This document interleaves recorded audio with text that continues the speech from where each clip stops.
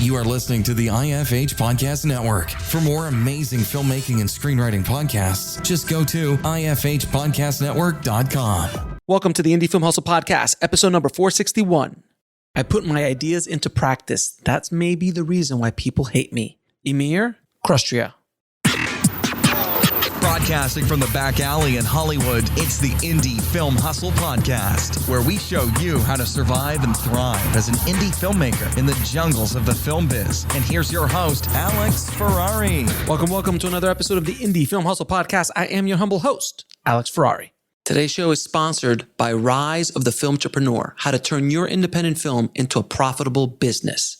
It's harder today than ever before for independent filmmakers to make money with their films. From predatory film distributors ripping them off to huckster film aggregators who prey upon them, the odds are stacked against the indie filmmaker. The old distribution model of making money with your film is broken, and there needs to be a change. The future of independent filmmaking is the entrepreneurial filmmaker or the filmtrepreneur. In Rise of the Filmtrepreneur, I break down how to actually make money with your film projects and show you how to turn your indie film into a profitable business. With case studies examining successes and failures, this book shows you the step-by-step method to turn your passion into a profitable career. If you're making a feature film, series, or any other kind of video content, the Filmtrepreneur method will set you up for success. The book is available in paperback, ebook, and of course, audiobook. If you want to order it, just head over to www.filmbizbook.com. That's filmbizbook.com.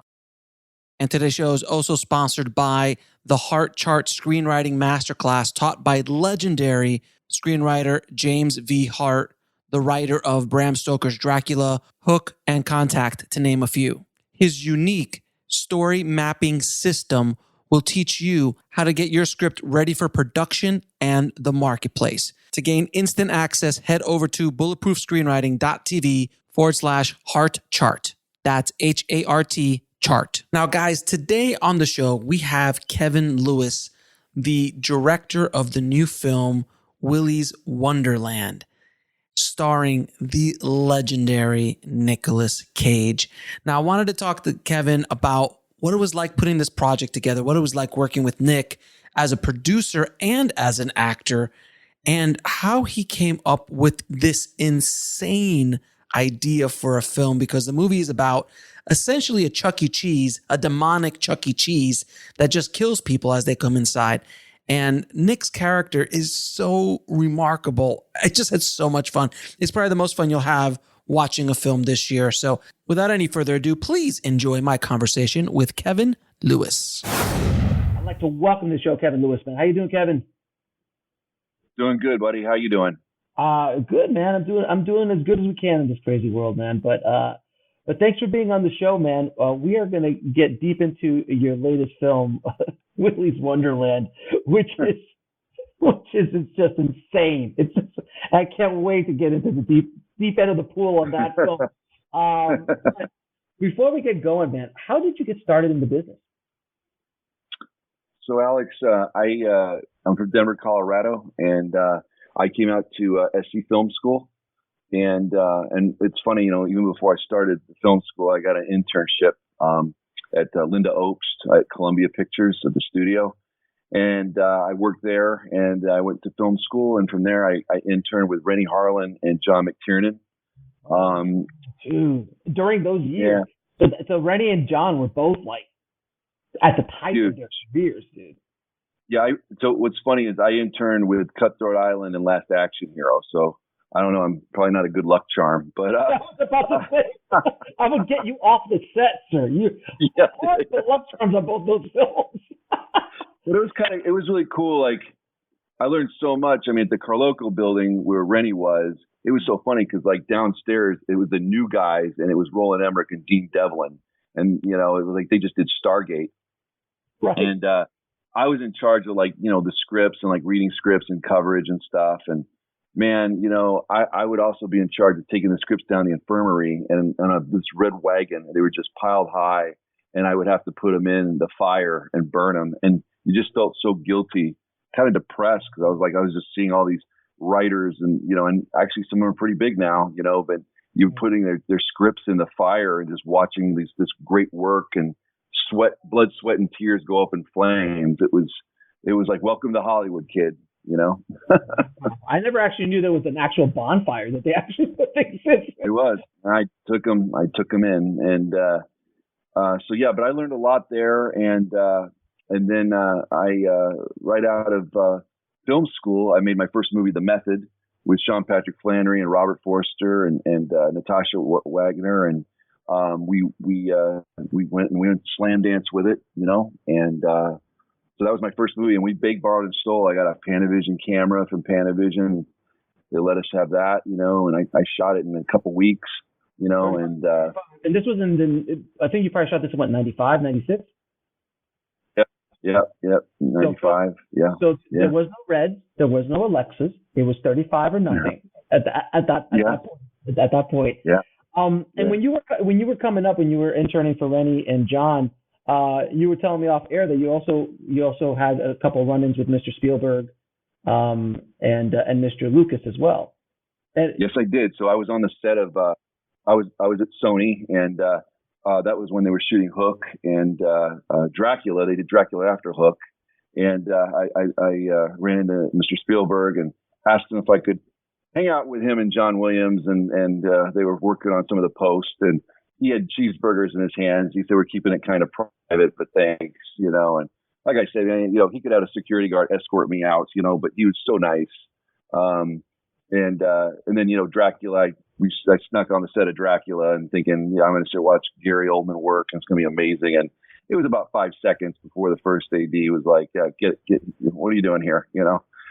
But those were magical times, man.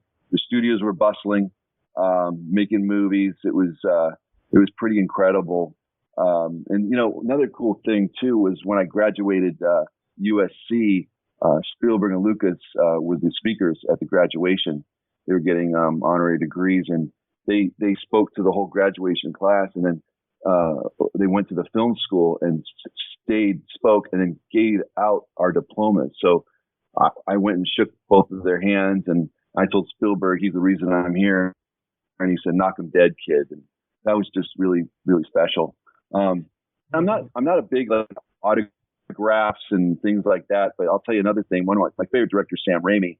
And so when I came out here at Shrine, they used to have the conventions at the Shrine, pop culture conventions. And so we went, and he was signing Army of Darkness, and I got the cool exclusive poster with Bruce and everything. And he signed it, and he said, you know, Kevin, looking for your name on the big screen. Keep them rolling, Sam Raimi. And then I was like, wow. And then down the road, Bruce signed it and said, Kevin, ignore what this guy says below. But I still have the poster framed. And it's just, you know, yeah. I'm not a big autograph fan, like I said. My grandfather was Tom Tully, and he was in the Kane Mutiny with Humphrey Bogart. He was actually the captain that Humphrey Bogart replaces, and he was known for a lot of World War II movies. He was like the Tough Irishman, Destination Tokyo, and stuff. And interesting enough, he got blacklisted. Him and like King Vidor. John Wayne actually asked him, "Are you going to vote for McCarthy?" It was all that era, and he says, "None of your business," and so labeled him a communist. And he didn't get work for years, and then he got picked up work with Danny Thomas at a variety show and hired my grandfather. But why I'm saying that is because I remember growing up with my mom, and she had books of these autographs of her, Charlton Heston, her as a little girl, like all these amazing actors, and Cary Grant, all these just incredible on their lap. And so I just would look at it, you know, and it'd be like, you know, their autographs, you know. And so I was just never a big fan, but with Sam Raimi, that was just something special, you know. And of course, meeting Mr. Lucas and Spielberg, you know, like, come on, right? Right, so. Exactly. I'm not a big autograph guy either, but like I was telling you before, and like I got that Kira Kurosawa autograph in the back. I didn't actually get him to autograph it in front of me. I wish that would have been a thing, but I just bought because it's the Kira Kurosawa. The only other autograph I would probably ever want to buy is Stanley Kubrick, and that would probably be. I would. And I've looked into it, and I'm like, I can't really justify that price right now. So what's your favorite Kubrick film? We'll be right back after a word from our sponsor. And now back to the show. This is I love Eyes Wide Shut, man. I absolutely love Eyes Wide Shut. I'm a fan of, all of his films, but for whatever reason, Eyes Wide Shut really got underneath my skin and has stayed there ever since I saw it as an adult. I saw it when it came out in '99, which was a quote unquote adult. I was in my 20s. I didn't count that as an adult yet. In my life at least. But Eyes Wide Shut, there's just something about that movie really just got into me. And all of his films just take a hook into you. I watched Clockwork Orange like a year ago, and I was watching the first 20 minutes. I'm like, it's like a 20-year-old did that today. It holds. It's insane. Oh yeah. No way. Can you imagine a studio releasing that today? Can you imagine? No. And one of my favorite movie is 2001. Can you imagine that? Wow. And it's so funny because I was talking to a friend of mine. I'm like, okay, so if they did 2001 today, like the Dawn of Man sequence is cut, it's gone, it opens up, and they're checking the monolith out. The monolith's attacking, right? And it's like attacking the first 30 minutes of the movie. And you got Clooney, right? You got Clooney, and like the voice of the monolith will be like Brad Pitt or something, right? And then like the whole like the Star Child sequence, forget that. Like that's done. This huge fight between two warriors and CGI. They would never make that movie ever. That's my favorite movie. It's a miracle that movie got made when it got made. And it only made a lot of money because of the time it came out. People started getting high and tripping and going to see that movie, and it became a huge hit. It found this college kids. They would go. Yeah, college kids. Yes, and that's how it became so. They would get. Dude, we could talk about. They would get high. I know. We got so much to talk about. Oh no, man. I could do a whole Kubrick. I mean, I could talk. Everyone who listens to the show knows my love for Kubrick, and I've gone deep down the rabbit hole of Kubrick. So I could talk for days about his filmography, go into the deep crevices of it. But anyway, so I wanted to tell you about The Method, your first film. You worked with Robert Forster. I worked with Robert as well on a film that I did, and you worked with Robert pre-Jackie Brown. So he was Robert Forster, but people had forgotten about him, and he's the first to he was the first to say this, and that was before Quentin kind of pulled them back out and like, hey everybody, this is a really good actor you guys should be looking at. So you worked with him before. I worked with him in 2010, and my God, man, what a pro! By the way, what a class act. Did he give you the letter opener? You know what? No, actually, he did not. So you know that story, right? You know that story. Yes. He gives that. Yes. So what's interesting is he came on, and it was funny because he's like, hey, Kevin, he knew it was a low budget movie, and he's like, I'd have done this for free if I would have known, and it's like, oh no. But it was so funny. So I'm sitting there and I'm working with him, and I'm like, okay, so Sean's going to come in here, and you're going to, and I just stopped. And I was like, oh my God, you were Dan from the Black Hole, and he's like, yes, I was, Kevin, and I'm like a geek moment. Black Hole. I love Black Hole. I don't care what anyone says. I love that movie. I have all the amazing. I have all the figures. John Barry's score is awesome. Yes. And I'm like, okay, I could go total like Chris Farley here. I gotta like rein it in. So I was like, okay, that's cool. Okay, so anyway, but I was like, oh my God, and it just dawned on you because before this is pre IMDb, so you're really not really like it's totally. All like, and then you just like, oh wait a minute, you were in the Black Hole. Oh yeah, because you was doing like a line reading with me, and I was like, okay, and then Robert, and he's like, I was like, oh my God, and he was just the coolest, and I would run into Robert. At that time, he was telling about Quentin. He was going, I think, to Swingles or it was Swingers. It was in LA. It's the diner, and he was meeting with Quentin. There you go. Yeah, okay. And Quentin was talking about, the script, and he's going to do it. And he was like, we'll see. You never know, whatever. And how cool is Quentin, man, to do that, And I was so happy for him. I heard Robert was telling me when we were working together, he's like, I go, how was it to like get onto, like, how did you get on Jackie Brown with Quentin? Because it's Quentin's second movie, third movie. Yeah. And basically he could do whatever he wanted after Pulp Fiction. Like, he could have done anything, and he picked Jackie Brown to do it. And he's like, Robert tells Quentin's like, I think I'm gonna cast you as this part.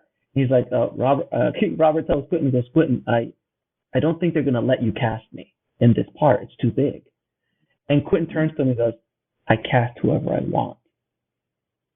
And at that moment, Robert goes, oh, I'm back, baby. Oh, that's great. That's so Robert. That's awesome. He was just great. Oh my God, I think I'm going to get another shot at this. And he wrote, Oscar nomination, and he had an amazing career from that point on. And even his last performance in the Breaking Bad movie that was on Netflix. Or I think it was that or Amazing Stories. Because anytime I see Robert, I just stop and watch him. It was so amazing to work with him. At that point in my career, which was looking like 12 years ago when I was working with him, I'd worked with good actors, but I hadn't worked with someone like Robert yet. And when you work with a guy like him, like he came in prepped, he had taken time, he had worked hard, and you're just like, that's some old school, like just class act. That's right, old school. That's right. Class act, craftsmanship, and he came in and and I directed him 2 or 3 takes. He was doing VO for me on this thing, and he's like, "Are we done?" I'm like, "We were done on the first one, Robert. I just kind of wanted you to see you work." So it was just like so amazing. Great. It's so amazing. That's awesome. Yeah. But so that was our connection to the method. With so cool. That's great. It's a great connection. So man, your new film, bro, Willy's Wonderland.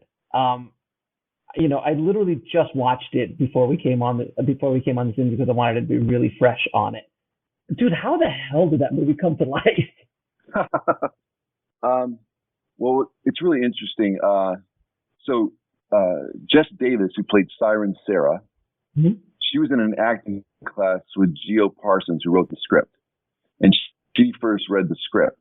And she took it to her husband, Jeremy Daniel Davis, and he read the script and he loved it and he optioned it, and then he brought it to me. And I go back with Jeremy way back. And I love to tell this story. I did a movie called Malibu Spring Break. It was for Crown Entertainment, and that in the 80s they were known for like My Tutor and all the TNA movies. Galactina, that was like their Star Wars. And I wrote the movie in like 2 days, 3 days, and I shot it 9.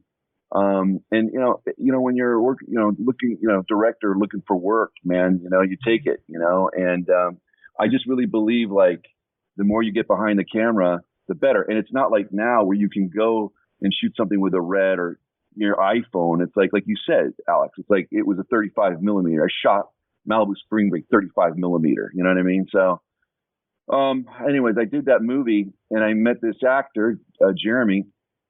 And I put him in. It was his first movie, and he was great. He was young kid or whatever. And I promised him this scene that we were going to do, like this improv scene.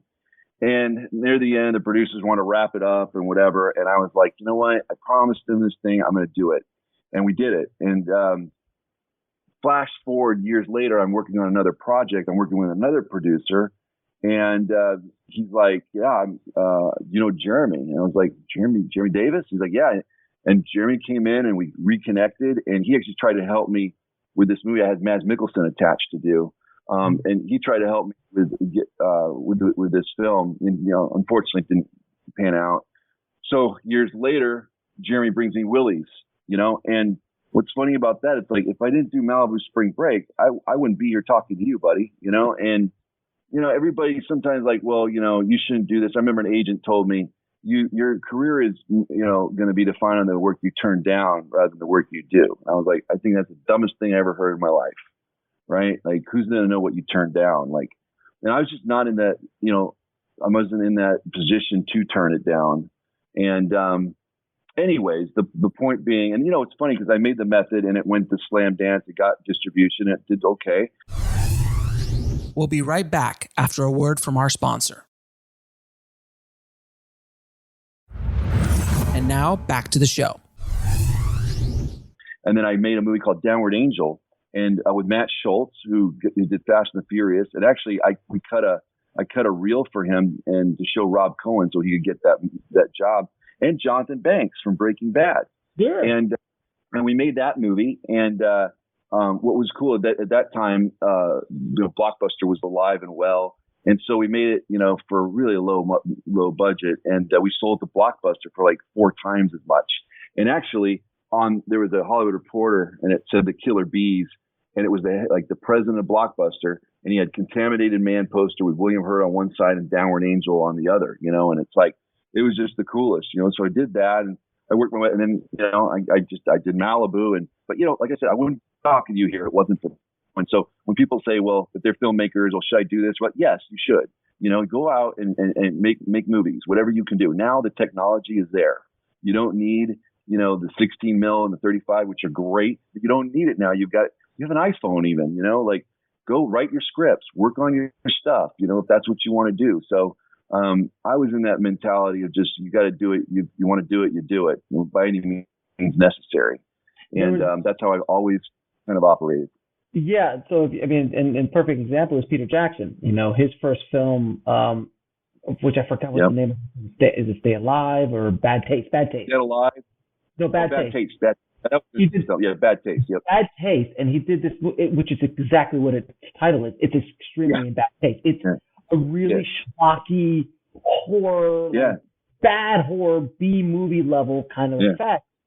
And yet he goes on to do the Lord of the Rings, wins Oscars and all that stuff. And I remember hearing the story. No.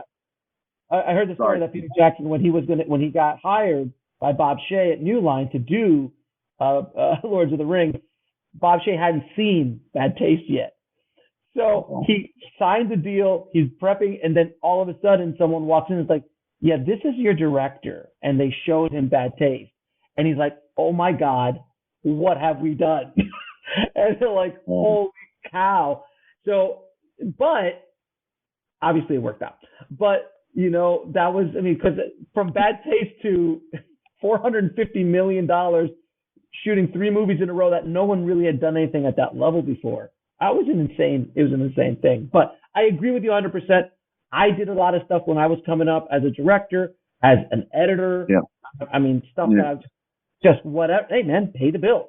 Gotta, hustle. Yeah. Pay the bills. Yeah. And that's the thing. It's like, and again, it's like you talk about Peter Jackson, and I'm not comparing, it's so funny. We live in this world now where, to me, everything, you have to put kind of a disclaimer, right? So it's like, I'm not comparing myself to these guys. Okay. So I'm not, but James Gunn started with Trauma, right? Yep. You got James Cameron doing Piranha, right? Roger Corman and, Piranha. It's like, you got to start out somewhere. Not all of us could be, and God bless him, and I love him, and he deserves everything, like Christopher Nolan. Like every movie the guy does is just amazing. Even Following, his first movie I loved, and so, and so that's the thing. It's like, there's just so many different ways, right, in this business and how you do it, and I always felt like I was going to work myself up. I was a workman's director. That's how I felt. I wasn't going to be this guy who just makes Wonder Kid, early and just hit this movie and be. I just never felt that, and so it's so refreshing to have Willy's because I never really had a budget on my movies, and even this movie's not big budget compared to what we talk about and what movies everyone sees.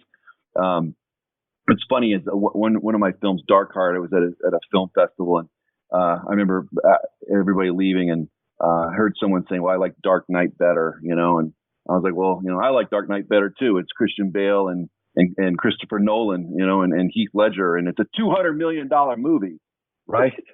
So mine was the catering budget. There wasn't even the catering budget on that. So the thing is, it's like, now I got Willy's, and again, then I shot in 20 days. Okay, nice. 20 days, and you'd appreciate this as a director. I did a 70-page shot list for every sequence of the movie, the whole script, shot listed, shot for shot. And how much of it did you actually get in the can? And how much of it did you actually get in the can? About 85%. Nice. That's really good. Because I always show up with like, I got 50 shots for this scene. Yeah. And then the first AD goes, that's nice. And then at the end of it, you're like, I got 10. I got 10. I got 20%. So I always over prep on certain scenes. Just a dialogue scene. I'm not gonna. We had that. The first AD was like, Kevin, you got a 40-day shoot here, But the thing is like I condensed them, whatever. But it's still with the shot list coming in, and it's so funny. It's so funny too because we were talking about it's like Lawrence of Arabia in the morning and then Dukes of Hazzard in the evening. So it's like you're setting up these shots for the punch to pop, these beautiful shots, and then you realize after lunch you still have 5 pages left, right? So you're like, all right, let's just handheld here. We're gonna get handheld and we're gonna run around, So I knew, like, going in, I'm like, no, I don't want to fall into that trap. No, that's a great, by the way, that's a great analogy. Lawrence of Arabia in the morning, Dukes of Hazzard at night. Yeah, totally right. And so basically, it was like, I would work with my DP and the production designer and everybody, and everyone was on the same page on this film. And everybody showed up with a smile on their face in the morning and left at the evening. And I feel like you can tell on the movie, like we were having fun. It's a very self-aware movie. It's called Willy's Wonderland. I'm not trying to make some big statement about the universe. I just want people to have fun, check their brain at the door and just go on the ride with Nick and these 8 crazy psychopathic animatronics, and so for everyone listening, because not everyone has seen the trailer yet or seen the movie, can you tell us what the movie is about? Okay, so yes, it's about this drifter that drives up into a small town. His car breaks down. He needs to get it fixed. And he has no money, and so they make a deal with him. They're opening this kid's place, like a Chuck E. Cheese wannabe called Willy's Wonderland. It was a defunct, it was opened decades ago, and they're reopening it. And they say, hey, will you clean it for us? If you clean it for us, we'll get your car fixed. He agrees, and he goes in, and mayhem ensues. And they got the wrong guy. They got Nick Cage. So. Right, exactly. And when mayhem ensues, it's basically killer animatronics coming after, like possessed. Killer animatronics coming after him. So the concept is it's a very high concept. So it's pretty straightforward. Not a lot of high concept, right? High concept. It's straightforward. What I did love about the movie, you're absolutely right. It is extremely self-aware. So it's not like watching The Room, which is completely not self-aware, and it doesn't know you what to see that. I really want to see that. I love Franco's movie, The Disaster Artist. You never seen The Room? No, I've never seen it. It's on my list. The Disaster Artist reminded me of the days like we were talking about making a method and all the glorious 90s. Like it just, I love that movie. So I just want to see The Room. All right. So when I talk, everyone now is going to go, oh God, he's going to get into The Room now. I'm not going to get into The Room, guys, but I'm fascinated with The Room. This is what you have to do. You can't watch The Room alone. You can't. It will be a horrible, horrible, horrible experience. So either if you can't have people over, do it virtually. Yeah. But if you cannot talk to other people, and it's even better if you can talk to other filmmakers. If you can talk to other filmmakers while you're watching it, that's what makes the movie fun. Because if you just sit and watch it, you're like, this is really bad.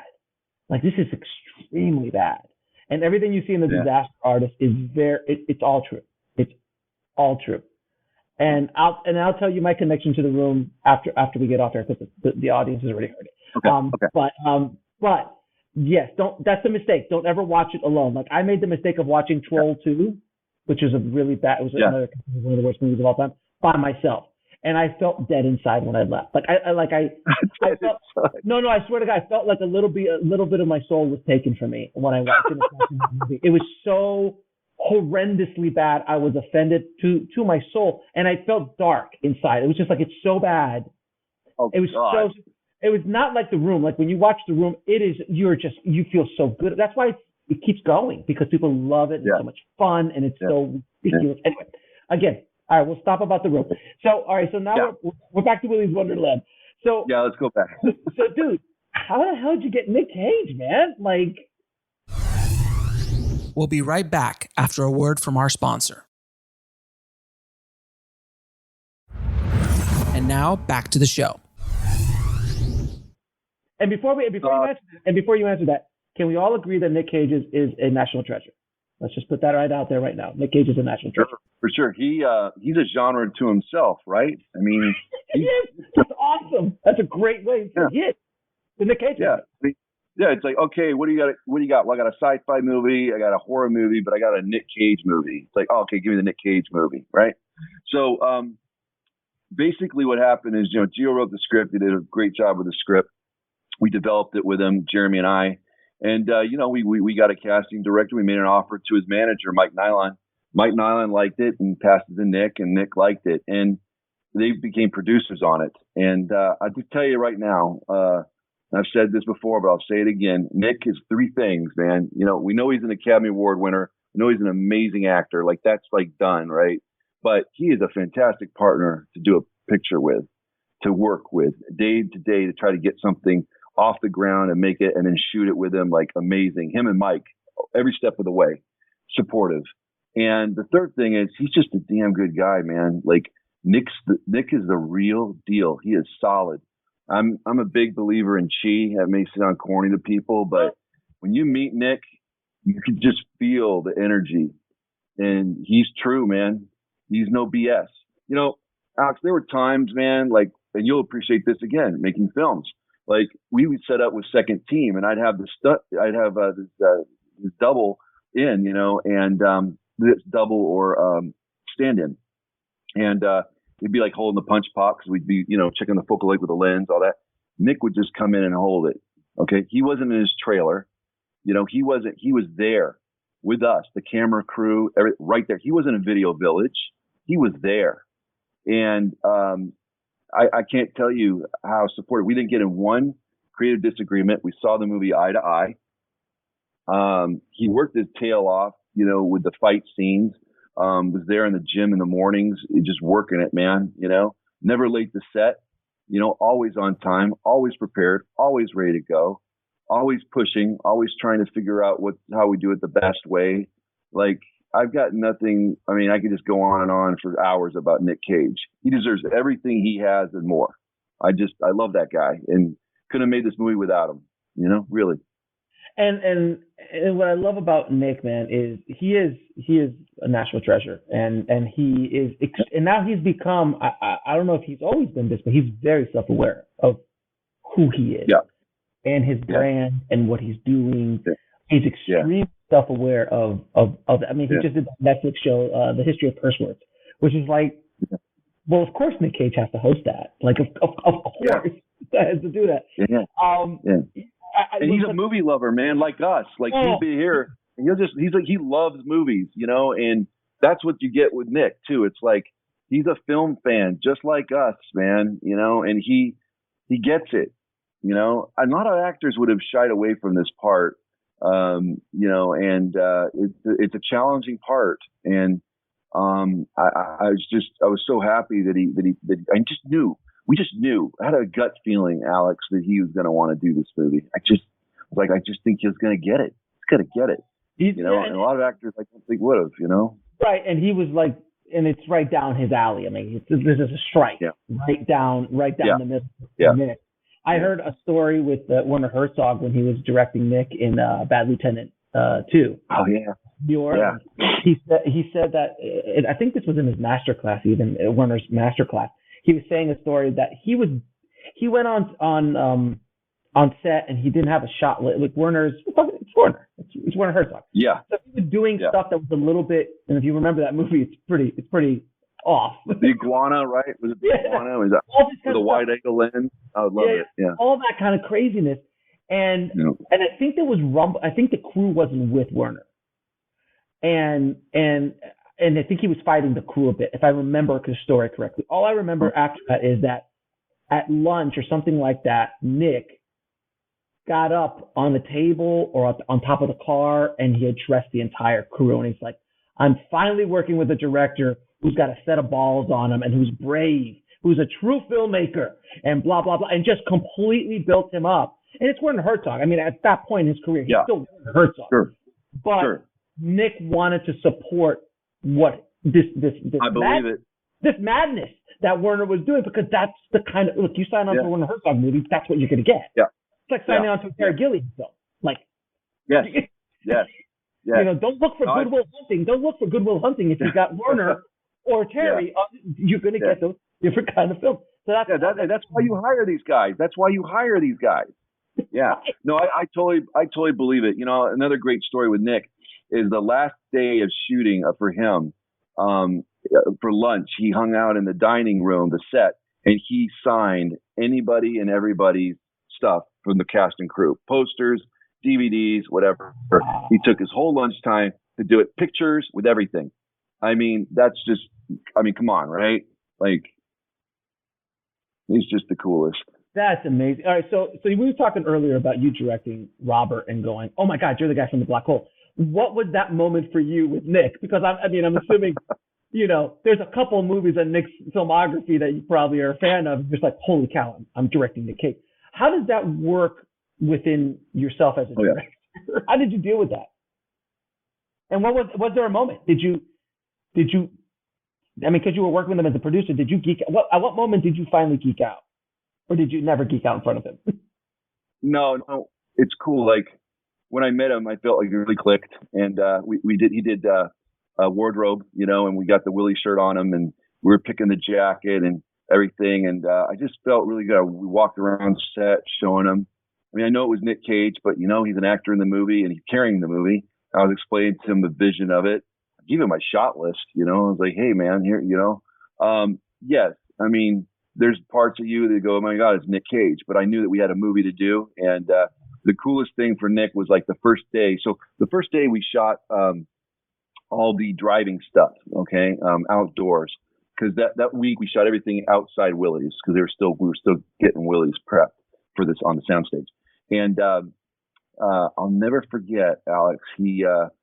I did the first take, and it was just awesome. It was him with the drinks and whatever. Well, the first take actually was him with Emily giving the punch pop, and I was like, that was great. And then we got him doing the whole opening with the car and stuff. And I'll never forget when I said, "Man, Nick was great. Look at this shot." And it was the wide shot of the car and him with the tree. And he was looking at it. And he goes, "Oh, this looks great, whatever." And I'll never forget when he's like, "Well, we're in it now." And I was like, "Yes, we are. Like, we're in it now." And you could just tell, like, it's just, he's such a team player, man. And I mean, and listen, he's just, yeah. And I've heard stories of guys at his level. Well, actually, first of all, no one's at Nick's level because he's got his own level. Sure. Sure. But actors who are accomplished, who are at that kind of, you know, box office level, who are not team players, who are nothing but pains in the asses, who help destroy films that they're on because of their attitude and their work ethic and things like that. So it's great to listen to. Oh man, it's so funny because a couple of weeks ago I read an article. It was the director of Hoosiers, and he was talking about Gene Hackman, and I love Gene. I think Gene Hackman is a national treasure. I love Gene, man. And I was reading this article, and it was just like Gene made everything miserable, I guess, you know. And I was reading it. I was just reflecting on myself and going, how would I have handled this, right? And I was like, God, Nick was just so the opposite, you know? And, you know, he spoiled me, man. Like, you know, and I've worked with other actors and divas and things like that. And so I kind of know that too. But, man, it's like, you know, life's too short, you know, to do that in my book. I like happy sets, man. I like when the crew enjoys each other and we're like a family. You know, I just feel like the best work comes from that. There's other directors that like chaos. They just work in chaos, and that's who, or actors or whatever, like that's what they do. And they thrive on that, you know, but I'm a very positive person. I like positivity. I'm not a big fan of the negativity. Especially, you know, I was, you know, I'm lucky to be here, you know, talking to you. I was in the hospital with COVID pneumonia, and I almost didn't make it, buddy. Oh man, I'm sorry to hear. Yeah, I was in it for 2 weeks, and I got released right before the movie came out. And I was in bad shape, and it really just brought everything to light on so many levels. But the point is that life is just too dang short, man. We'll be right back after a word from our sponsor. And now back to the show. And I used to like even stress out like all the movies coming out. Like I got to see everything, I'm not a film fan and whatever. I don't see everything and stuff. And it's like, there's so much out now with content. And I was really worried about Willy's. Like, how do we break through the mold, right? How do we do that? And I was like, Kevin, just stay true and just make the best movie you can, And so like now it's like, there's so many films like I don't even care about anymore, man. Like I can't see everything, I can't do it. It's like I look at my Blu-ray collection Steelbook. I'm a huge physical media fan, and I'm like, if I just sat down and watched all these movies again, I wouldn't make it, right? So it's like I just, like working with Nick and stuff, you just enjoy those moments, man. Like that was it was an amazing time. It was before COVID. I mean, we wrapped February 28th. I was on a plane back home to Orange County March 1st on a Sunday. And in 2 weeks, I believe, COVID, LA shut down. I went to the cutting room that Monday and worked with my editor for 2 weeks. And then we were shut down. So we all had to do this movie remote post, Wow, man, that's crazy. And then when you actually, the one thing I was going to say, I love Nick's character in it. And by the way the movie breaks through, it's extremely simple. It's Nick Cage beating the hell out of Chuck E. Cheese. I mean, let's just put what it is. That's the pitch, buddy. That's the pitch. You had me at hello. Like it's like, okay, got it, fine. Yeah. But what I love about Nick's character is one, he's never had to memorize less dialogue, because he doesn't have dialogue in the movie at all, which I'm assuming probably also as an actor, he probably was like, has he ever done a movie? He has no dialogue. I don't think he ever has. No, I think that was one of the attractions he wanted. He was channeling Charles Bronson from Once Upon a Time in the West. That's one of his favorite movies. Oh. And yeah, right. And then we were talking about other films. Like, again, I love Drive. Like, it's one of my favorite movies of the decade. Like, I love that movie. And if you think about Ryan Gosling's character, like, he doesn't talk much, but he does talk. Okay. Mm-hmm. But, and I was thinking like Mads in Valhalla Rising, like he doesn't talk a lot, but I think at the end he does. But I was like, God, what? I don't know, man. We're film buffs. Like, have you thought about how, could you count on 5 fingers how many characters in films have not talked? Like, I think it's pretty rare, right? It's extremely rare, especially having an actor of his caliber doing it as well, which it's yeah. I can't remember an actor not speaking at all in the entire film, other than the occasional grunt, which, that's a Nick Cage grunt because I've heard that 1,000 times. Yeah. So when he's fighting, which is great. But I also love about Nick's character in the movie which he's just called the janitor. There's no name to it. Or not the janitor. It's the janitor? I saw the credit. Yeah, what is janitor. He's the janitor. Yeah. The janitor, which is great. Yeah. But that he is never scared. Yeah. He's just so a matter of fact about it. That is and I don't know if that was in the script or if that's something that you brought to the table, or if that was you and Nick, but I love that he's not fazed at there's a giant animatronic creature trying to kill him. He's like, oh, I got to take my break. And like, it was just so wonderful. Everyone else freaking out, but he's just like, gotta go. Yeah, I love that too. And that was in the script. And it's funny because you see reviews and it's like, I wanted to see Nick Cage running around, like, hiding from these guys and like figuring out how to fight. Like, who wants to see that, man? Like, I don't. No. Yeah, I don't. And so that's not this movie. No, this movie. So the buzzwords for me every time I was like, all right, we're making this movie. It was always punk rock and a rave at 2 a.m. Like, that was like my vibe of this movie. And it was a midnight movie. It was a movie when we went and saw Evil Dead 2. We drove an hour and a half out to see it in some podunk theater, right? That was it. It was a Midnight Madness film. That's what I wanted on this movie. And I love I love that he's not flinching and everything. I just think that's great. It turns the genre kind of on its head, to be honest with you, because that's what you're expecting, right? You're expecting hiding out and whatever, and then they're gonna work on like we'll have a MacGyver scene where they build the weapon to fight the creatures, and A-Team, we have A-Team where they got that's like my favorite parts of the A-Team too, though, because they shot totally. They were horrible shots. I think one person died in the entire series. I still remember it because it was such a shock when someone died. I think someone was thrown out of a window and that guy died. I'm like, wait a minute, someone died? Like it freaked me out. Because no one ever, it was even great. There was never even a blood. Totally.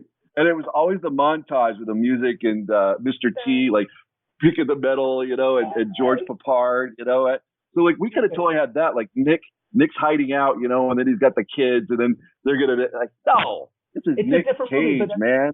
That's a different. Yeah. You leaned into this so well because other directors might have pulled back and said, I need that scene where Nick is fighting.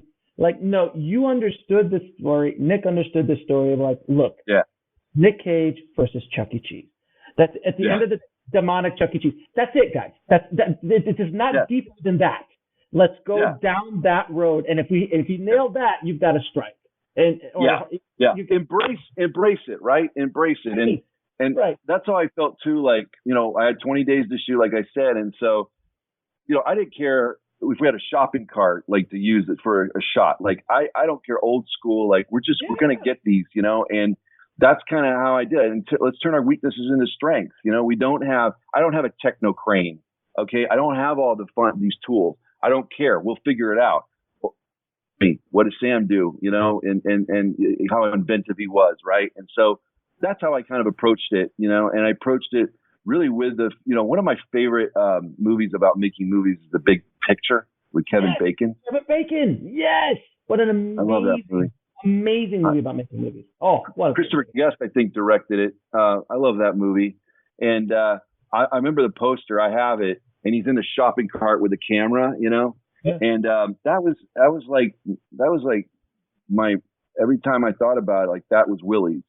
That's how I wanted to do it. I wanted to do Grindhouse, just old school practical effects, 80s vibe, Return of the Living Dead, Evil Dead, all those, and even though it doesn't take place in the 80s, it's just got the soul, There's no question. I was going to ask you about that because the music, you tapped into nostalgia with the music. The music is very synth and it has that kind of vibe to it. And I was like, oh, and obviously, the old video games and the whatchamacallit, just the whole concept, the whole thing looked like it was something made out of the 80s. Ball machine. Yeah. I mean, those kind of places are throwbacks from the 80s. I mean, they might still be around today, not as much today with COVID, but they're just throwbacks. That's when they started, and that's kind of, and the creepiness. Because if you look at you look at those old places, and let's just call it's Chuck E. So you look at Chuck E. Cheese and the giant rat and moving around in your it's freaky, dude. And when I first saw the animatronic guys when I first saw them on the screen, I'm like, oh, that's creepy. And the thing is that it just makes so much sense because if you've ever been in a Chuck E. Cheese, and if you've been to an old school Chuck E. Cheese, like back in the 90s Chuck E. Cheese, they're creepy, man. They were creepy. They weren't Disney-fied. They were just creepy as hell. Yeah. So, I grew up with Showbiz Pizza. So it had like the Rockefeller explosion and all that. And I had so many birthday parties there and went to so many birthday parties there. And so when I read the script, I was like, this is showbiz, man. And then it evolved into Chuck E. Cheese, right? And I got 4 kids. So 2 of them are teens, 2 of them are 5 and 7, 2 boys, 2 little guys. And so they've all gone to Chuck E. Cheese. And what's so funny is, right before shooting, I was like, let's go to Chuck E. Cheese. I need to do research. And I'm like, I can't go alone or I'll be escorted out by the cops as a pedophile, right? Checking out little kids and their birthday party. So I was like, I need you kids now. You got to go. And it was just cool because I was really concerned with tapping into the psyche of these animatronics. Like you just said, they're creepy, but why are they creepy? Like what really, and I was watching kids and stuff, and then I was thinking about what I was through, and I was going on the net and looking at stuff, and I was like, right? The movie It was a great movie, but like why are clowns creepy, and stuff. And I think it's the ambivalence. I think it's that it's supposed to be this kitty and friendly, but like with a clown, it's got the white face, right? Dead. And it dead. just feels like it's dead inside. Dead eye. Dead That's eye. right. And dead eyes. Exactly. And the animatronics have these big eyes and mouth. We'll be right back after a word from our sponsor. And now back to the show. There's music playing, there's audio playing, dialogue playing, but it's not synced up, right? The mouth's just moving, right? And the eyes are just blinking. And so Ken Hall did such a great job with the creatures. And that was one of my big things. I wanted big eyes and a mouth. And so he put pulleys inside the suits. It was stunt men and women in the suits. And they would move the pulleys and the eyes would blink and the mouths would open. That was big for me because that to me showed that these are real animatronics. They weren't, CG or puppets or whatever. We didn't have, it's funny starting out. It's like, well, we're going to build animatronics. And it's like, yeah, we're going to have 8 R2-D2s on set with a remote control on an indie level film. Like, no way. Actually, what's kind of cool is I saw this Saturday Night Live skit and it was with Tom Hanks. He was a guest star. It was Bill Hader. And they played this like pop and lock thing in this Tunnel of Love. And the people come in. Remember you saw it? I saw that. That's creepy. That's what I showed everybody. I said, we could do this. We get dancers or stunt people. We put them in the suits and we'll make this work, And so that was kind of my vision always. But I was so worried. I didn't want people to watch this movie going, it's just got dudes in suits. It's guys and girls in suits. Like, this is lame. And so if you notice, like, I never shoot like really, really full frame until like the end, because I wanted bits and pieces and the lighting was very key. So that really kept me up at night because I just didn't want these animatronics to look like, they're just a bunch of, puppets. Ozzy was a puppet, but I didn't want them to look like just cheesy, there was a Sigmund and the Sea Monster vibe I wanted, but I just didn't want to go all the way there. Right.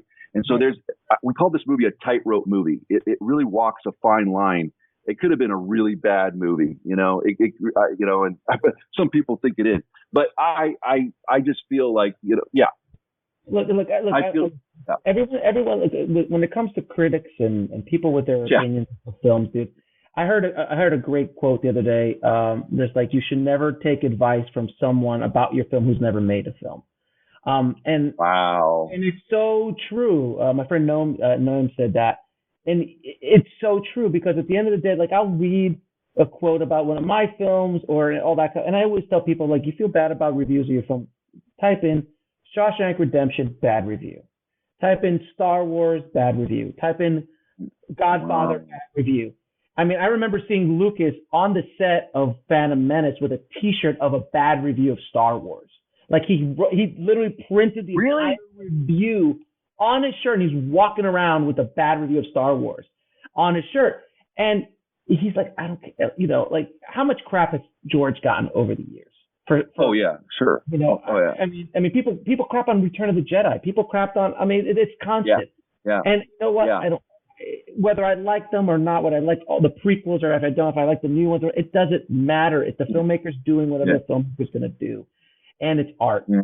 It's art, dude. It's art. And if you don't like it, great. Okay. There's about 500 other pieces of content just created right now. Just as we were speaking, that was 500 pieces. Oh, there's another 500 pieces of content created. Oh, you can watch 1,000 things. It doesn't matter. Man. You know what? You know what's interesting too about that too. A friend of mine was saying how, he's not affected like, they make a bad sequel or something. He goes, it doesn't ruin the other movie for me because I still have that movie. I have that experience. Okay, it's not that movie, but it's so funny because some people go, oh my God, you just raped my childhood. You destroyed it, whatever. And it's like, hey, you still have, if you didn't like the prequels or whatever, you still have New Hope, original Star Wars. You still have Empire or whatever. Why is like stuff coming? It's just like same thing with what we're dealing with Willy. Sometimes like, this is Banana Splits or your Five Nights at Freddy, and it's like, why can't you just coexist everything? I think we help Five Nights at Freddy. I mean, I don't know anything about Five Nights at Freddy. I really don't. My son's a gamer. He's 16.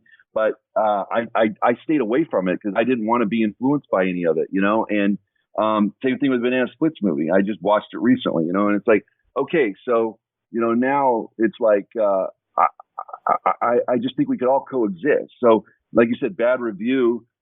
To me, everything helps. If, Godfather comes out, people like it, they get Godfather 2, right? And it's like, and for me with these reviews too, I love the audience.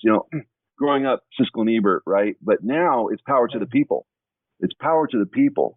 People like yourself with these great, podcasts and stuff like that. And so I love reading these audience reviews because we've brought smiles and joy to a lot of people. And I just think that's so cool, especially with what's going on with COVID and the political landscape. Like, just sit back and relax and have fun. Like, like some movies we made in the 80s, man, they were just fun. You look at Return of the Living Dead, I mean, come on, right? So that was the intention behind this. Look, man, I'll tell you, anytime I get caught up in that kind of stuff, which as an artist you do, and anyone talks bad about your work, it does. But you just got to you just have to ask yourself, in 100 years, who cares? No. In 100 years, no one's going to care about what that person said. In 100 years, no one's going to remember Siskel and Ebert. People have already forgotten. Our generation remembers, Siskel and Ebert. But they're already fading. All these movies. Is anyone going to remember Cutthroat Island? Is anyone going to remember The Last Action Show in 150 years? Is anyone going to remember Arnold? Dude, Clark Gable was the biggest movie star in the world, and only a handful of real fans and older people really love him, or Charlie Chaplin. Like, it's like in 500 years, who cares? Yeah. So do what you can while you're here. And that's all that matters. I was talking to a director the other day, and he said this really, really amazing thing. He's like, look, man, I don't care about someone talking about the films I make in 100 years. I care about making the movies I want to make right now and enjoying that ride and that experience, man. And that's all this is about. And if you don't like it, turn off the TV. Yeah. Go to Facebook, do something else. Look, there's people who watch my last movie and they're like, oh, well, he's tried to do this. I don't care, because the people who get it, it's for them. Yes. And that's what it is. Like with Willy's, made it for them. I made it for all the fanboys and girls and the pop culture collectors like myself and you, and it's like that would get this movie. And then there's some people that the title Willy's Wonderland, man, like you kind of know what you're getting into. It's pretty obvious, right? I mean, it's either a porn or it's a great porn title. I mean, you have to say they don't even have to change it for the porn parody. They can just straight up. Do they still do porn parodies, by the way? I mean, that was like the biggest thing. Oh man, back in the day when I used to play. This is years ago. Yeah, I mean, intercourse with a vampire, Batman. Oh yeah. Indiana Jones in the black hole. That was like the one. Indiana Bones in the black hole. If I remember. Because I worked in a video store, and I worked at two video stores in my youth. One of them had the curtain, Odyssey Video. The saloon. It was either curtains or saloon doors. So one of them had it, and one of them didn't. So I would sometimes go back there, and I would piss myself with these parodies. Man, they were. Oh yeah, we did the same thing. We'd go in and laugh at Edward Penis Hands, and we just oh my God. By the way, if no one's ever seen Edward Penis Hands, do yourself a favor. Because there's not just one. There was like 7 of them. Like, he kept going. I remember I heard someone told me that Tim Burton got a copy of it and couldn't stop laughing. He was dying when he was watching it. Because it was like, okay, I don't want to get into the craft of it, but he had the hands and everything. And he was method. The actor was method. He had had the whole Johnny Depp thing going, like, oh God, it was so brilliant. It was so brilliant. Sorry guys, we have gone. Well, look, we're talking about Willy's Wonderland. This is what's going to happen. So I have to ask you one question, though, brother. Has Chuck E. Cheese called yet? Has Chuck E. Cheese called yet? Well, Chuck E. Cheese, man, I feel bad for Chuck E. Cheese, man. With COVID, I think it just put it under. What's interesting too, Alex, was when I was telling you research at Chuck E. Cheese before I went and shot the movie, you could already see things changing. There were like 3 broken animatronics just sitting there like this, and they had a LCD screen, and it was like use your phone, and it had like the animated Chuck E. Cheese, and stuff like that. And the kids were doing that. And you just saw like, this is a new generation, man. Like they're not going to know the animatronics anymore. You know, you could just feel it. No, I had my daughters when I go with. I've been into way too many Chuck E. Cheese's in the last 5 years. Because for an adult, it's madness. It's madness. I can only take it for so long. But for kids, it's great. And you would just see off in the back. We'll be right back after a word from our sponsor. And now back to the show. The dead animatronics. They're just that was what happened back then. But they just sit there and they're dead. And that's what I think that's what kind of really Wonderland kind of tapped into, is that thing. They were like, those guys in the back, they're going to kill us now. Because you always in the back of your head are like, at any moment that rat's going to jump off and just start stabbing kids. And I mean, it was so much. You know fun. what's funny too? What's kind of an in joke I kind of got a kick out of is Frank Gabriel did the artwork for the movie. So all the cartoon, the animated Willys, I wanted to be like a Hanna-Barbera Woody Woodpecker, right? So like the T-shirt, right? And what was great is like, if you look at Chuck E. Cheese and even Showbiz and all these other places, the animation looks so different from the animatronics. Like you got the Chuck E. Cheese animation, it's like the cute mouse and with the buck teeth and whatever. And then you look at the freaking animatronic and it's like he's scary. His foot, you know, his eyes, you know. Terrifying. And I just always got a kick out of that. And so that was one of the things I want to do with our movie. So if you look at like Willy, you know, coming out, hey friends, you know, that. And then you look at the animatronic Willy, the creature Willy, they look so different, right? You know, and I just got a kick out of that. It was kind of an inside joke, but that's what these places are. I was really talking about Emwa too, who did the score. Oh, I mean, he did such a job. And the voice of Willy. And in the script, Willy didn't have much of a voice. He did his birthday time and stuff, but he didn't really talk. And when Emwa was working on the score, he was just doing Willy as a placeholder, and we all loved it. And he just did such a fantastic job. And he did the birthday time song before we even shot. So it was so cool. Like he did that and he put it on a Chuck E. Cheese commercial, and he had the birthday time song. And I played it for Nick when I met him, and I kind of just showed it to him and he dug it. And then when I was shooting all the animatronics, we had it. So we would play it on set. So it worked really well. And I knew it was a hit because the next day, you know, you'd have the cast and crew come in going, I can't get that damn song out of my head. It's just crazy and it's creepy and it's giving me nightmares, you know. So he did such a great job, Benoit, you know, 6 Little Chickens and, you know. Awesome. Now I'm going to ask you a few questions to ask all my guests, brother. What advice would you give a filmmaker trying to break into the business today? Oh, that's a great question. You know, man, I've said this before. I'll just say it again. I just stay true to yourself. And I always picture like there's this road, right? And like we're just all going on this road, this journey. And the road could be the creative journey of your script, of your story or whatever. And I know this sounds maybe corny, but I just feel like there's people on the side like pushing you off the road, trying to push you off. And that could be change your story to meet this, or you know, backstab your friend. You know, I mean, there's millions of stories, right? And you need to stay true to yourself. Movie making is about faith. You have to have faith in the material that you're doing, the story, the narrative, right? You have to have faith in the people you hire, you bring on as partners, as collaborators. And it's a team sport. It is not solo. And, you know, the days we talk about in Kurosawa and all that, that's great. And they're amazing. But you know what? More than ever, especially now, it is a team sport. And you need really good people, and you need to stay on that road and be true to yourself and be able to look yourself in the mirror. And the thing is, it's art and commerce, and sometimes they just don't meet, right? And this is the movie business, and we're not making poetry, you know, where we can just put it and shelve it and whatever. We are. When I was doing Willy's, I was thinking about the audience. And so, you know, if that's what you want to do, you know, you want to make, you know, little films or personal or whatever, you know that you're making it for an audience. And so you always should keep that in mind. But honestly, you know, Alex, you just have to have faith in the material, and stay strong and stay true to yourself. Good answer, sir. What is the lesson that took you the longest to learn, whether in the film business or in life? Oh man, that's a good question too.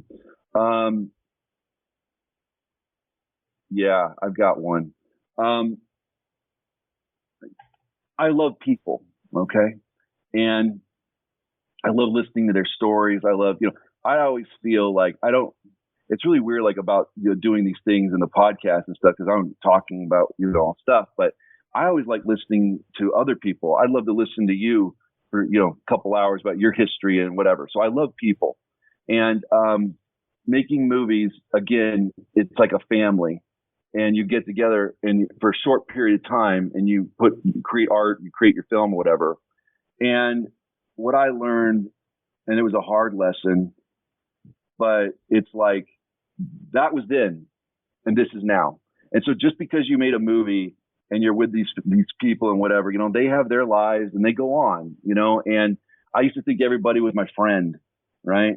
And I realized everybody has agendas, personal agendas. And it's hard, because you think, well, we're all doing this together. And then you realize, no, if they have an agenda, it's for them. They're manipulating this, they're doing this to suit their needs. And it's a really hard thing to swallow sometimes.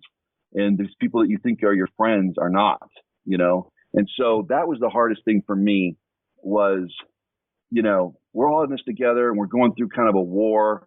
My dad was in the military and Green Beret, and he was always talking about Vietnam, and he was talking about drive on, the bullets, they mean nothing. And I'm not comparing movie making and war. Okay. It's two different things, but it is trust. It's in the foxhole with people that you need to trust. And there's a lot of pressure and there's a lot of things going on.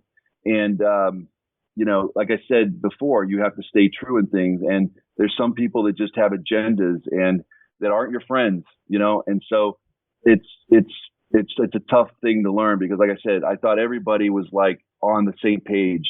This is starting out making movies, not now. I already know this, but starting out, I just thought like everybody, they want the same thing. We're all whatever, and it's not.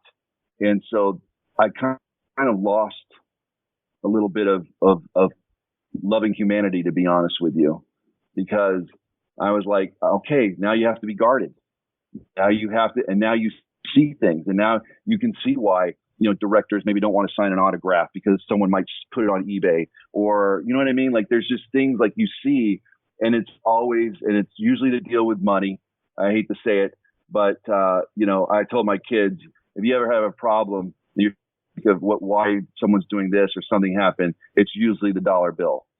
So usually 9 out of 10. And I know that sounds, it's kind of bitter, but it's the truth. And I'm sorry to say.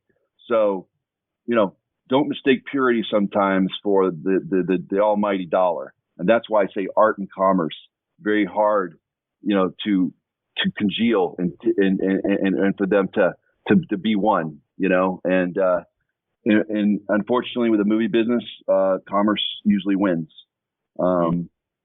But we're talking about Kubrick, and some of these other great filmmakers, and to me, art won, So, anyways, that's a long way around it, but yeah, absolutely, good answer, man.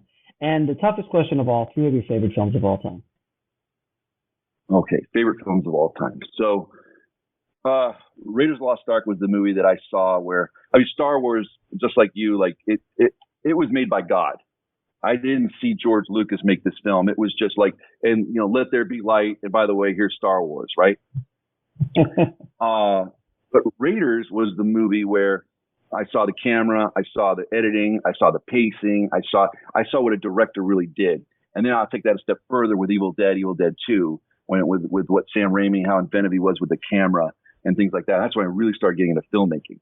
So I would have to say, Raiders of the Lost Ark, Evil Dead 2, 2001, Apocalypse Now. You know what I love? I love the movie Witness. I love Peter Weir. One of my favorite films. We need more movies by him, and I love Witness, and of course Blade Runner. So that's just some of them. I want to ask you, man. This is just off the path a bit, but like there are so many amazing directors who just stop. They don't give them the budgets anymore. They don't let them do, like Ridley, and Ridley's a special occasion. Like he's what is he? He's like late 70s at this point.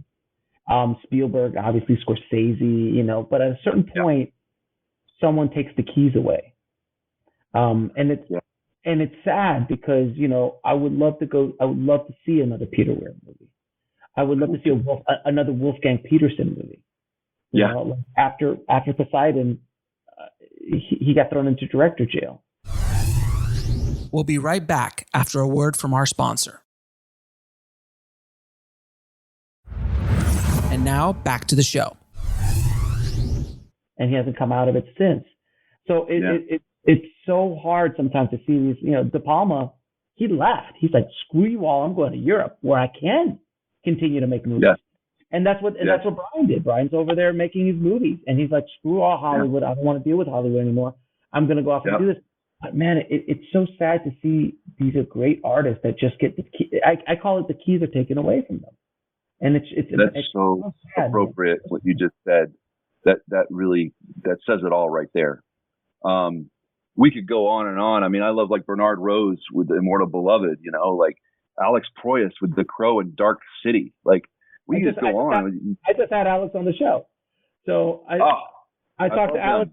Alex is so awesome, dude. And when we were talking, he's like, yeah, you know, it's the kind of stories he wants to tell are $150 million experimental sci-fi films.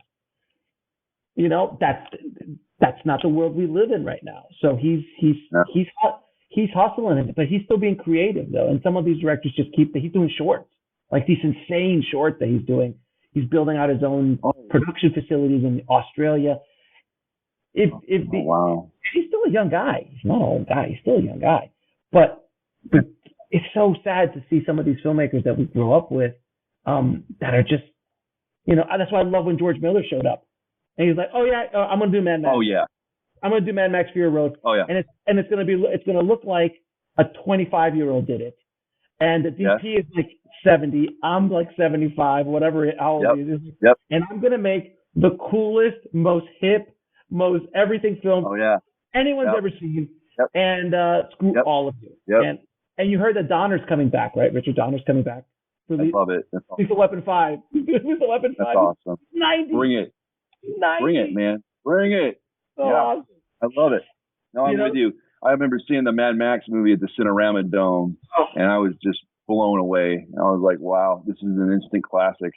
Like, it's ridiculous. It's ridiculous. And then you go, this is the guy who did Happy Feet. I know. It's the guy who did Happy Feet. How can the director who did Happy Feet direct Mad Max Fury Road? Like, how is that even possible in your mind? He's an absolute genius. He's absolute. And there's another thing that I learned from a producer told me years back, but he's right. You got to be able to walk away. And whether it's the deal that you're getting or the studio or the people trying to, you know, change the story, or like you said, Alex Proyas not being able to make the movies that he really wants to make. Movie making, as you know, Alex, it takes a piece of your soul. Just like how you felt when you watched the Bad movie, right? That movie, it really does. It takes a piece of your soul. You have to care about what you're doing. I'm not one of these guys. I just want to show up and let's go. Okay, great. So, like, I'm not that. And so for me to do a project, I've got to invest 110%. And I'm sure you're the same. And so basically it's like, you know, you've got to love what you're doing. And someone like Alex Proyas, if he's not going to be able to do what he wants to do, it's better off he doesn't do it, because it'll just take him and it'll just rip him, man. You know, and that's why I think a lot of these directors we haven't heard from, because it's just like, what's the point? If Peter Weir can't be Peter Weir, right? Then why even go make the film? You know, like there's no point, you know. And he tried that Master Commander. That was kind of his commercial film, and that just flopped, you know. And it's a great movie, you know. And so it's just great. It's just a great movie. Yeah. What they need is some studio exec to recognize what we're talking about. Someone like you and I who get in charge and just say, you know what, I want to give, you know, Peter Weir a shot. Here's, you know, whatever. And I hope that would happen. But unfortunately, in this day and age, with what's going on and a lot of the foreign countries driving the box office, and, you know, I mean, I love Marvel, man. I'm a huge comic book fan. I've got thousands of comic books. I've Silver Age, Bronze Age. On the set with Nick, I would talk about Neil Adams. This is the Neil Adams Superman 233, and he'd get it. He knew it, right? I love comics. But honestly, Alex, like, I'm just getting tired of it. I'm just getting tired of sometimes comics just belong to be comics, man. Like, let's get original. It's so funny. A friend of mine, we watched the Dark Knight, Dark Knight Rises, and I was like bummed because I was like, wow, no more Nolan doing Batman. And he's like, good. He's like, I want Nolan to do original stuff, and out of that we got Tenet, right? We got Dunkirk, and we're gonna get whatever else. And he was right. Scott was right, and it's just, but then you take like the Joker, right? And they make that, I thought Joker was an amazing movie, and they just turn it on its head, and it's like, wow, that's really cool. I know it's Scorsese-like and whatever, but we need more movies like that. Like, if you're going to do that, be inventive, right? Not just do the comic book, but we live in that world. I know, man, but I think the only hope that there is for those kind of filmmakers, and I think it is happening, is like the Netflixes of the world and the Amazons of the world, because they don't know the rules, and they play by a different set of rules. Like, they don't care. That's why Netflix gives Martin Scorsese $200 million to de-age, Pacino and Robert and Joe Pesci and all those guys. And whether you like The Irishman or not, I'm glad Marty got to make it. I'm glad that he got to make the movie he's working on right now with Leonardo DiCaprio for Netflix. Like, they gave him 150. Like, I'm glad that those directors get to make these films that you would never have seen The Irishman, whether you like it or not. I want Marty to do whatever Marty wants to do, man. Like, let him free, let him loose, if you will. Let him loose.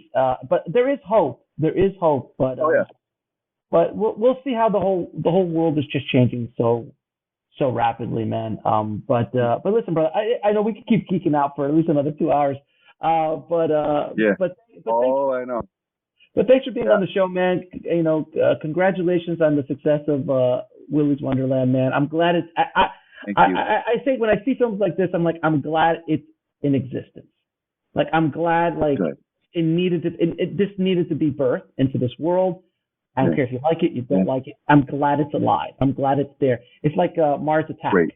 When I watched Mars Attack, Tim Burton's Mars Attack, I walked out of it and people were like, "Oh, it's so bad." I'm like, I just am happy that it was made. Like, there's certain movies you're like, I'm just glad somebody was crazy enough to gather the resources and birth this into the universe. So I feel the same way about Willy's Wonderland, man. So I appreciate you being on the show, man. Continued success, brother. Thank you.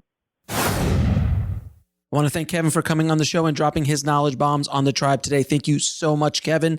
If you want to get links to anything we spoke about in this episode, head over to the show notes at indiefilmhustle.com/461. And can we all agree that Nicolas Cage is a national treasure? I mean, let's just put it out there. Nick Cage is a national treasure, and I appreciate everything that Mr. Cage does. And hopefully one day soon, we will have Nick Cage on the show. I'm not promising anything. I have no contacts to him, but I'm hoping one day that Nick will bless us on this show. And God, I would have some amazing questions for him. But anyway, if you guys haven't done it already, please head over to filmmakingpodcast.com and leave a good review for the show. It really helps us out a lot. Thank you again for listening, guys. As always, keep that hustle going. Keep that dream alive. Stay safe out there, and I'll talk to you soon. Thanks for listening to the Indie Film Hustle podcast at indiefilmhustle.com. That's INDIEFILMHUSTLE.com.